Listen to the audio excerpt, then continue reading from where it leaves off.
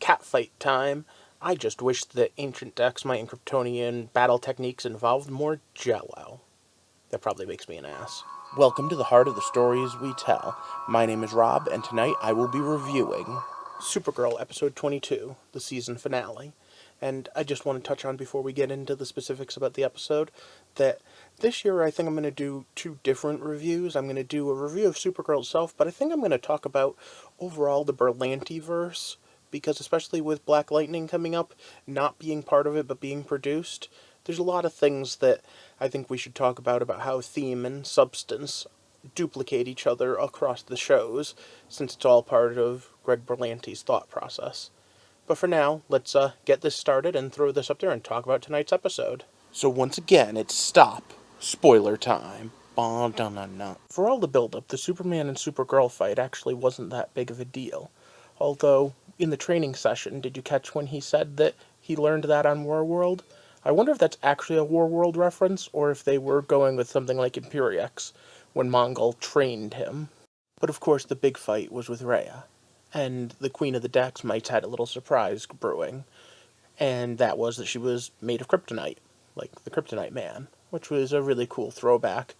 But considering the whole fight was pointless because she wasn't going to go through with the honor part of the honor duel, I don't know if that was really a necessary trick. I mean, honestly, they could have just as easily had her defeated and then still just not go.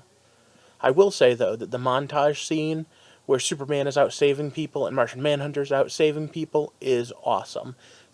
I love when shows do this sort of thing, just reminding us that heroes are out to save the day. Mon-El jumped in, and of course, then came Miss Martian. And you know what? I've been looking forward to a White Martian invasion all season, and boy did they not disappoint.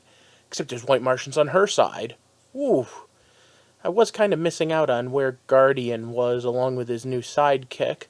I'd think that this would be an all-hands-on-deck, but I guess can't complain too much.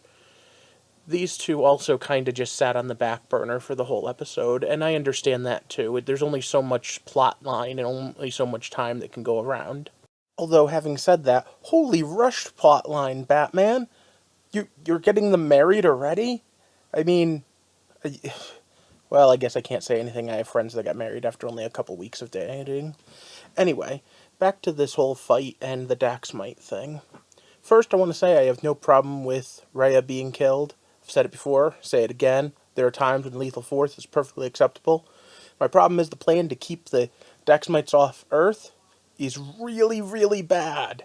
Like, really, really bad.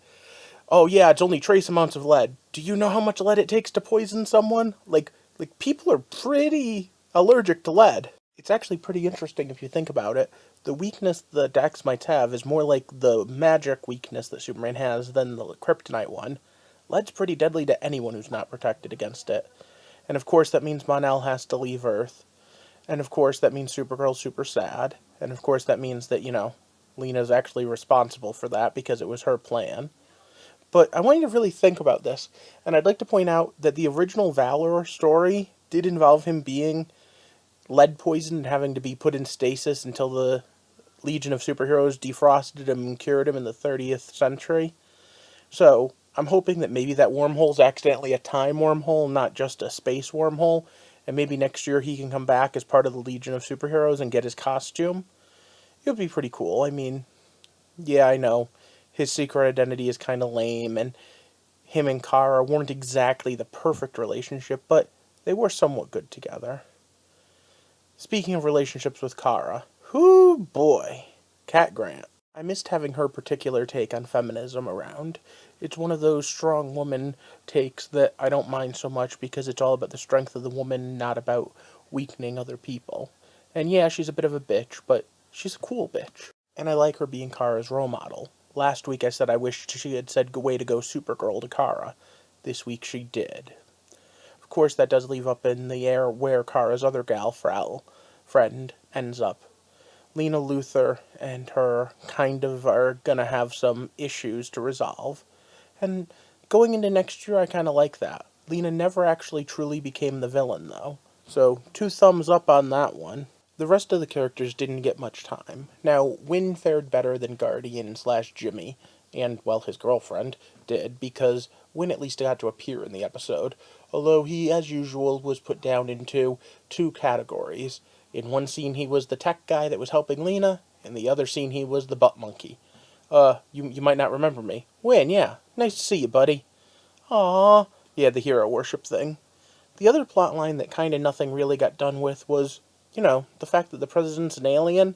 You'd think that that would resolve a little more, but I guess not.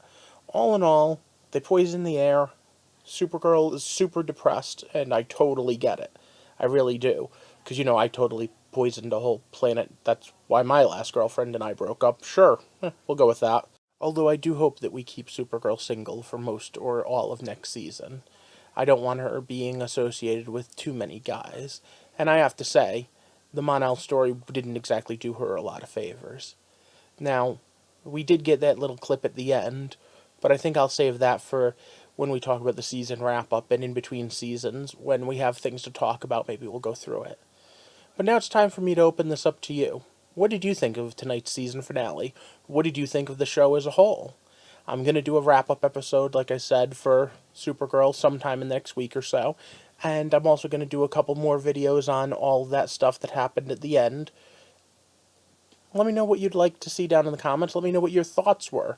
Maybe I'll do a whole episode of this show just about talking about what your comments are if I get enough of them. In the meantime, in order to catch all that bonus content, subscribe to the channel, like and share it, and leave me a comment to let me know that you're interested. And that way, we can take a look at what this whole story was all about. I think I have some ideas on what I'm going to talk about theme and symbolism this time.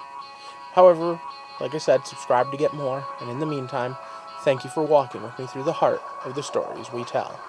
Have a good night.